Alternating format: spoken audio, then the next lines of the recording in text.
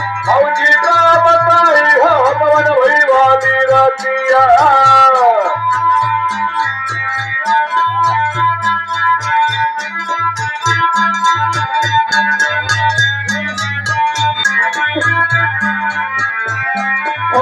तुझी पठावली जब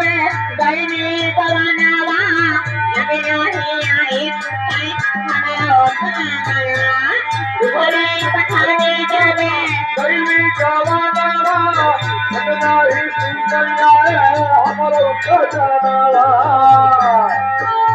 तुला के लई के सुतई